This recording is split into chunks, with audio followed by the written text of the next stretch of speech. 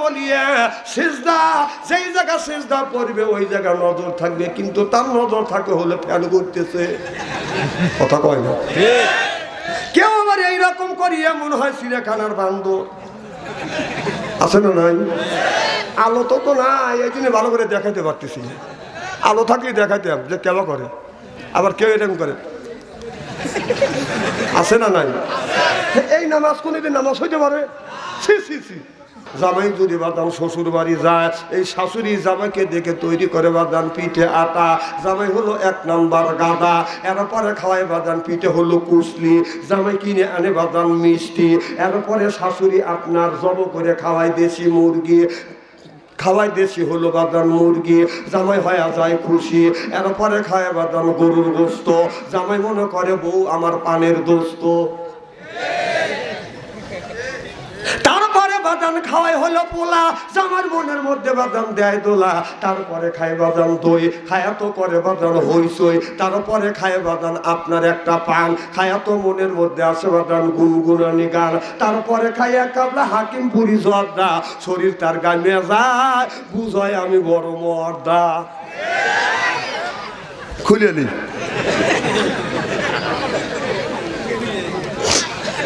এ বাবা, তুই মনের মতো চলে গেলি।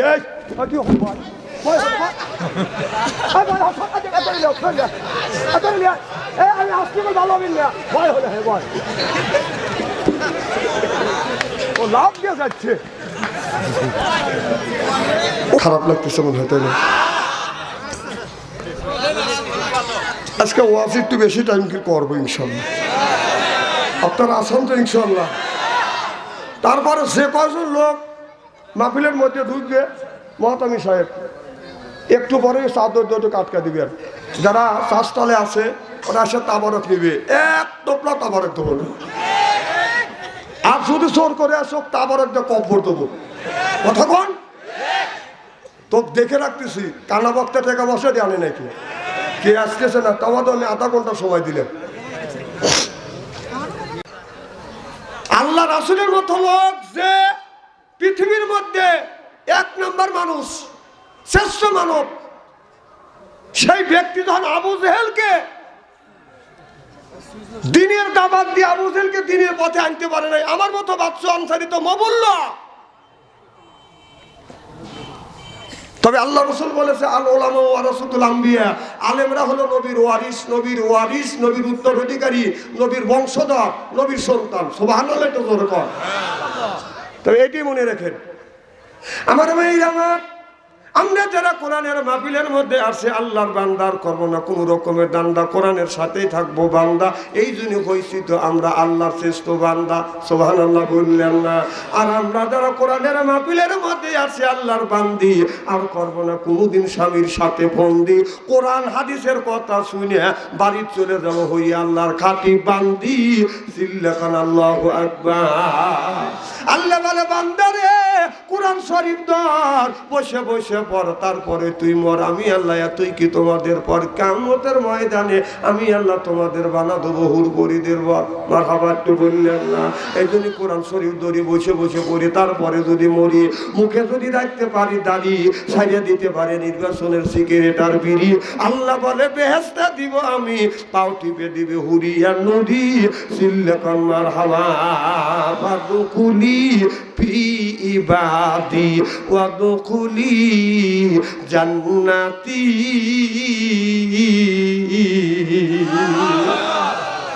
ফাদখুলি ফি ইবাদি।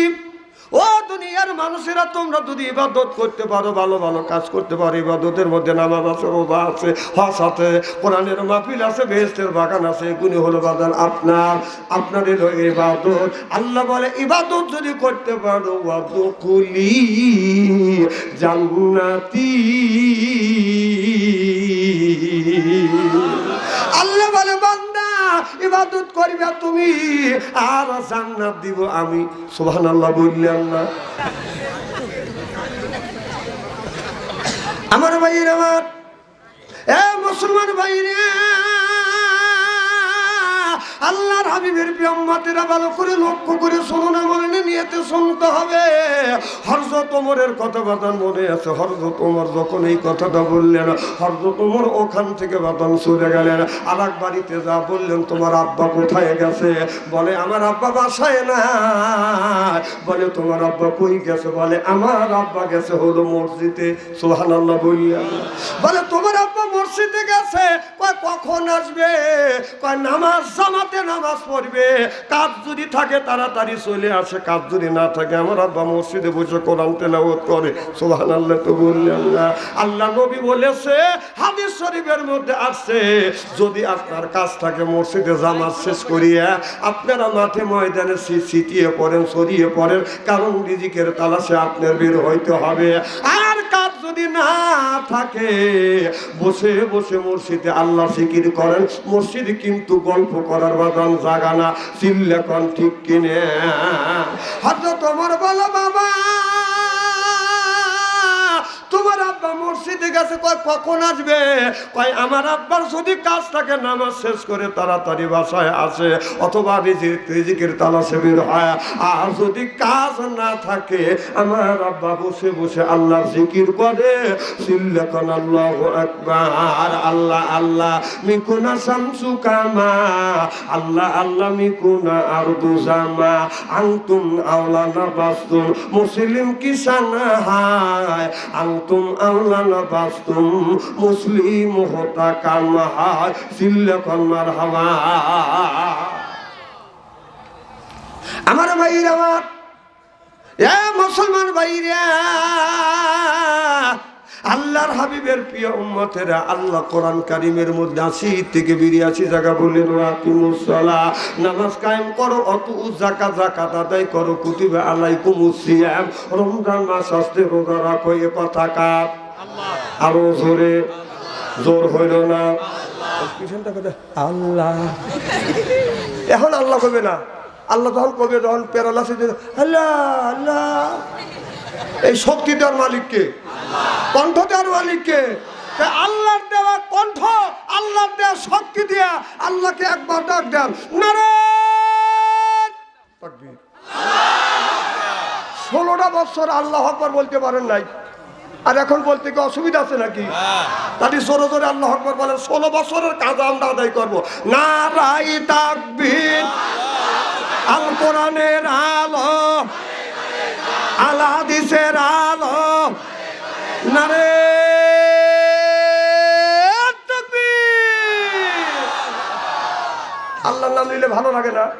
না না, ওখানে ভালো লাগে নাই, ওখানে ভালো লাগে নাই। ওদের তো মিটিং মিছিলে লিল্লাহে তাকবীর আল্লাহু আকবার নাই, কিন্তু আমাদের জন্মই হলো আল্লাহু আকবার দিয়ে। সুবহানাল্লাহ সরকার। আমরা যখন জন্ম নিয়েছি আমাদের জন্মের সাথে সাথে আযানের ধ্বনি শুনেছি আল্লাহু আকবার। আর তারপরে আমরা যেদিন মারা গেছি সেদিনও আমাদের শেষ তাকবীর হলো আল্লাহু আকবার। সুবহানাল্লাহ সরকার। সেটি আমাদের দিতে দেয় নাই, দিলি গলা কণ্ঠ মেরে জড়া ধরছে যে আল্লাহর তাকবীর এই বাংলার জমিনে চলবে না। জমিন কার?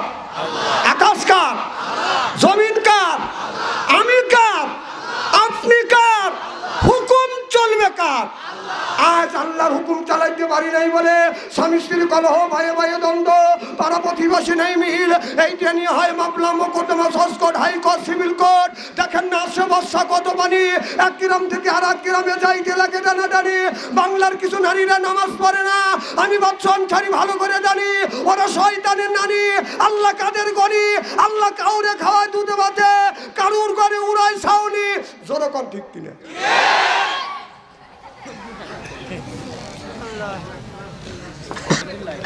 আমার ভাইরা, আমার হে মুসলমান ভাইরা, আল্লাহর হাবিবের প্রিয় উম্মতেরা ভালো করে লক্ষ্য করে শুনুন। আল্লাহ বলে আনি ইবাদুনি হাযা সিরাতিম মুস্তাকিম।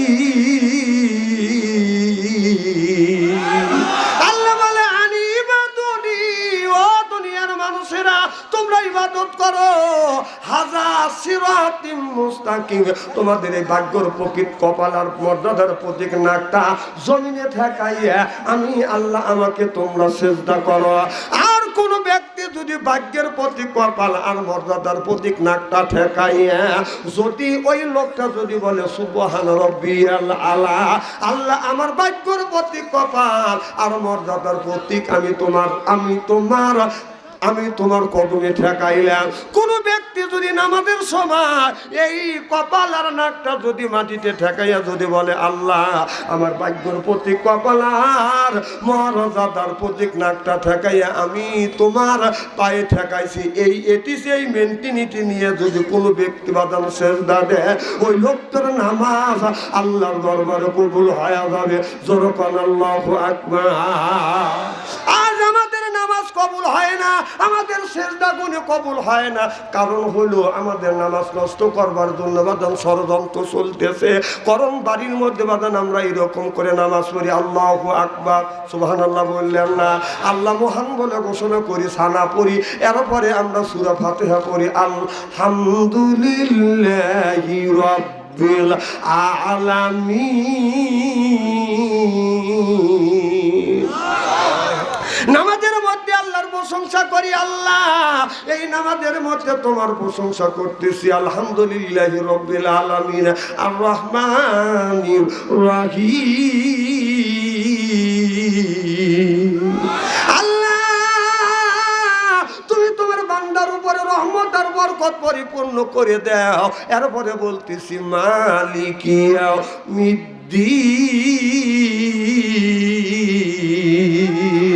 আল্লাহ আখেরাতের আদালতে এই মানুষের ভালো মন্দ বিচার তুমি করবে। আমরা এই রকম করে নামাজ পড়তেছি, কিন্তু ঘরের মধ্যে থেকে টিভির মধ্যে থেকে আপনার বেটার সিডির মধ্যে থেকে ছেলের মোবাইলের মধ্যে থেকে গানের আওয়াজ বাসে আসছে, রূপে আমার আগুন জ্বলে, কান গেল তোর গানের তালে, নামাজ গেল তোর রসা তলে, আল্লাহর কোরআন কি যে বলে একবার তুলে নে না কোলে। সুবহানাল্লাহ। নামাজ দিয়ে গায়ান দিয়া বাজনা দিয়া যদি জগা খিচুড়ি হয়, এই নামাজ পড়ে বাদান আল্লাহর জান্নাতে যাওয়া সম্ভব হবে না। চিল্লাকন ঠিক কিনে। আমরা অনেক মানুষ নামাজও পড়ি, মাঠের বাদান চিন্তা করে মাঠে কামলা গেছে, এই কামলা কাজ করতেছে কি করতেছে না, আলহামদুলিল্লাহি রাব্বিল আলামিন।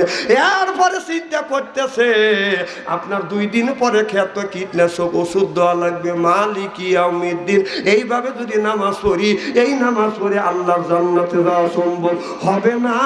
চিল্লাকন ঠিক কিনে। অনেক মানুষ নামাজ পড়ে আল্লাহু আকবার বলিয়ে সিজদা, যেই জায়গা সিজদা পড়বে ওই জায়গা নজর থাকবে, কিন্তু তার নজর থাকে হলে ফ্যান করতেছে। কথা কয় না? কেউ আবার এইরকম করিয়া মনে হয় চিড়িয়াখানার বান্দর। আছে না নাই? আলো তো নাই, এই জন্য ভালো করে দেখাইতে পারতেছি। আলো থাকলে দেখাইতাম যে কেমন করে, আবার কেউ এরকম করে। আছে না নাই? এই নামাজ কোনদিন নামাজ হইতে পারে? শতকরা 70% মানুষ মসজিদে তার নামাজ পড়ে এইরকম করে, আমি নিজে দেখছি। আহা, এই জন্য আমাদের নামাজ হচ্ছে না। আমার ভাইয়েরা, রাসূল বললেন সাল্লু কামা রাআইতুমুন সাল্লি, ওইভাবে নামাজ পড়ো। আমি নবী যেইভাবে নামাজ পড়ছি ওইভাবে তোমরা নামাজ পড়ো, রাসূল যেইভাবে নামাজ পড়ছে ওই রকম করে বাদান নামাজ পড়ো। হযরত আলী রাদিয়াল্লাহু তাআলা বাদান যুদ্ধ করতে করতে গায়ে বাদান তীর লাগছে, আল্লাহর রাসূলের কাছে আলীকে হাজির করলেন। আল্লাহর নবী বললেন 2 জন আলীকে ধরো, আর 2 জন যার তীরটা খোলো। হযরত আলীর তীর ধরছে, অমনি হযরত আলী চিল্লা পাল্লা করতেছে, ইয়া রাসূলুল্লাহ, ইয়া হাবিবাল্লাহ, আমার কষ্ট লাগে। ও আমার ভাইরা, নবীর সাহাবীরা আমার শরীর থেকে তীর খুলেন, আমি এমনি মরিয়া যাবো। হযরত আলী বাদান তীর খুলতে দেয় না। আল্লাহর নবী বললেন সাহাবীরে, হযরত আলীর তীর খুলো না, আলী যখন চিল্লা পাল্লা করে আমি নবী আমি কষ্ট পাই। সুবহানাল্লাহ বললেন না?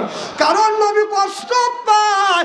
8 বছর বয়সে হযরত আলী কলমা পড়ে মুসলমান হয়েছে, নবীর বাড়িতে বাদান লালিত পালিত হয়েছে। আমার নবী যদি খাবার খাইতেন, আলী খাবার খাইতেন। নবী যদি অনাহারে থাকতেন, হযরত আলী বাদান অনাহারে থাকতেন।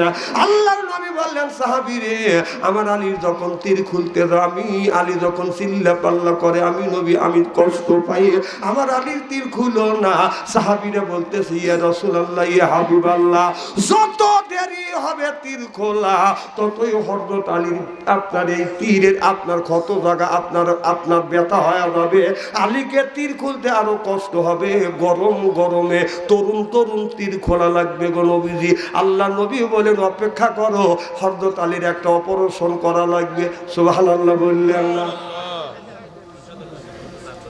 অপারেশনটা হলো আল্লাহ নবী বললেন সাহাবী রে আসরের নামাজে আল্লাহর নবী দাঁড়াইলেন আর হযরত আবু তালহাকে বললেন আবু তালহা তুমি তোমার একটা সাথী সঙ্গী নিয়ে তোমরা দুজন নামাজে দাঁড়ায়ো না আমি আলীকে নিয়ে আমি নামাজে দাঁড়াবো এবার আল্লাহর নবী আখিরি জামানার পয়গম্বর মুহাম্মদ রাসূলুল্লাহ সাল্লাল্লাহু আলাইহি ওয়াসাল্লাম বাদান নামাজে দাঁড়াইয়া গেলেন আল্লাহর নবী ইমামতি করতেছে অনেক সাহাবী বাদান আপনার মুক্তাদি হয়ে বাদান আল্লাহু আকবার বললেন আল্লাহর নবী আবু তালহাকে বললেন দুইজন ব্যক্তি তোমরা নামাজ পড়বে না আলী যখন সিজদায় যাবে তখন তোমরা তীরটা খুলবে আলী তখন বাদান নামাজে দাঁড়াইছে আল্লাহু আকবার বলে রাসূল সাল্লাল্লাহু আলাইহি সাল্লাম কিরামত করছে আলী নামাজে দাঁড়িয়ে গেছে বাদান তখন তীর খোলে না হযরত নবী আমার নবী যখন রুকুত গেছে আলী রুকুত গেছে তখন বাদান তীর ধরে নাই তীর খোলে নাই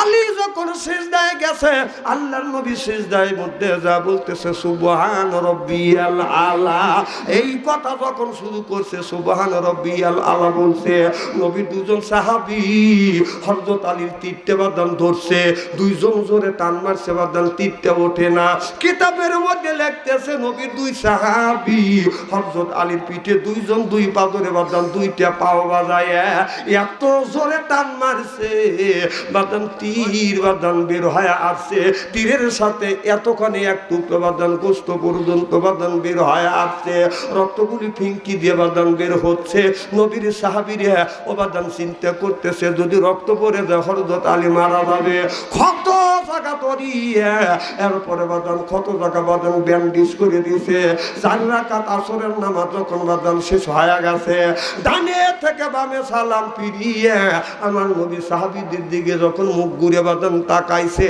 হযরত আলীর মুখের দিকে তাকাইয়ে আমার নবী মুস্কি মুস্কি হাসি দিয়েছে আলী বলে ইয়া রাসূলুল্লাহ ইয়া হাবিবাল্লাহ আপনি আমার দিকে তাকাইয়া মুস্কি মুস্কি হাসি দিচ্ছেন গো নবীজি ও নবীজি আমার নামাজটা কি হয় না আল্লাহ নবী বললেন আলী রে আমি তোমার নামাজের কথা বলতেছি না হযরত আলী বলে নবী গো তাহলে কি দেখে আপনি আমার চেহারার দিকে তাকাই আপনি মুস্কি মুস্কি হাসি দেন আল্লাহ নবী বলে আলী রে তুমি তোমার পিঠের দিকে তাকিয়ে দেখো পিঠে হাত দাও আলী পিঠে হাত দিয়ে দেখে তীর না পেটের দিকে তাকিয়ে দেখে বাদান ব্যান্ডেজ করা সুবহানাল্লাহ বললেন আলী বলে ইয়া রাসূলুল্লাহ ইয়া হাবিবাল্লাহ আমি দেখছি আমার তীর নাই এরপরে আমার পেটে ব্যান্ডেজ বাঁধা আল্লাহ নবী বললেন আলী রে তোমার শরীর থেকে তীর খুলছে তুমি কি টের পাও না আলী বলে ইয়া রাসূলুল্লাহ ইয়া হাবিবাল্লাহ আমি টের পাই না আলী তোমাকে ব্যান্ডেজ করছে তারপরও কি তুমি টের পাও না আলী বলে ইয়া রাসূলুল্লাহ ইয়া হাবিবাল্লাহ আমি টের পাই না সাহাবীরা বললেন ইয়া রাসূলুল্লাহ ইয়া হাবিবাল্লাহ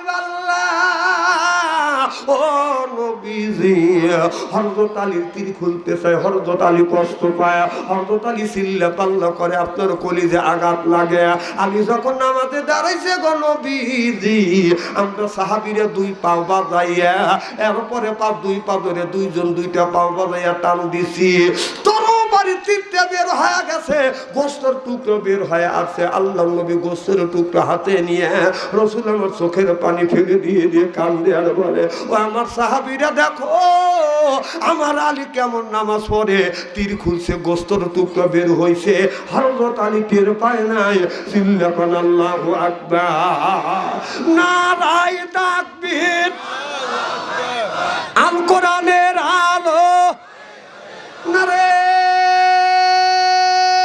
তাকবীর এ বাবা তুই মনের মতো চলে গেলি এই কি হয়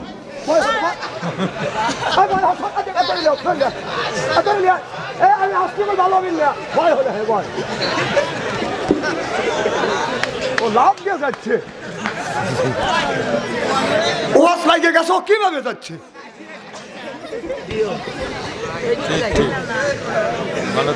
কি ভাই খারাপ লাগতেছে নাকি? ও তো ওয়াশ করে না, ওর বাপও তো করে নাই। ওয়াশ করতে কত ঠেলা, একটা ওর বাপ একটা ফেসবুক একটা টাচফোন কিনে দিচ্ছে, ও আল্লাহ আটকানো হয়ে গেছে, সারে সর্বনাশ হয়ে গেছে। দেশটা নষ্ট করলে এই টাচফোন আসিয়া কথা কর না কেন? এই যে বাংলাদেশে ফেসবুক আইছে, শোনো রে ভাই, ছোট ছোট পোলা পানে ফেসবুক চালায়, হায় হায় পিচ্ছি পিচ্ছি পোলা পানে ফেসবুক চালায়। ওই যে কত প্রকার আইডি আছে আমার জানা নাই, ফেসবুক চালাইছে যারা সারা তারা জানে ভাই। কত প্রকার আইডি আছে আমার জানা নাই, ফেসবুক চালাইছে যারা তারা জানে ভাই। পোলা পানে জুয়ান বুড়া একই রোগে খাইছে ধরা, পোলা পানে জুয়ান বুড়া একই রোগে খাইছে ধরা। এই রোগের ডাক্তার কিন্তু বাংলাদেশে নাই।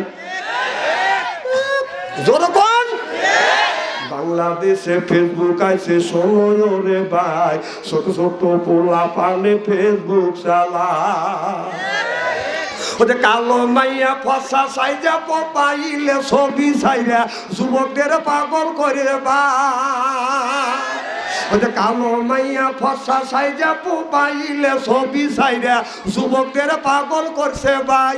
সরাসরি দেখলে পারে আসল নকল ধরা পড়ে, কোনটাই আসল কোনটা নকল ধরা পড়ে যায়।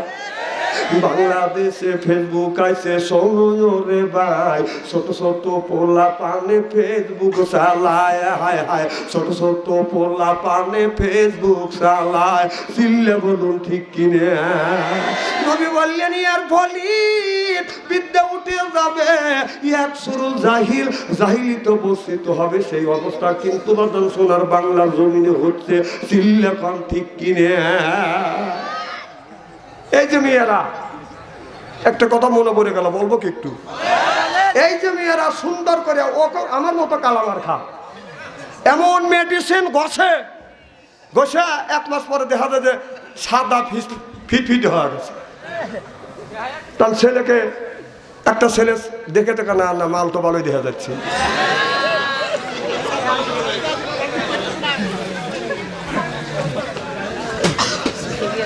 ছেলে বাবা বলতেছে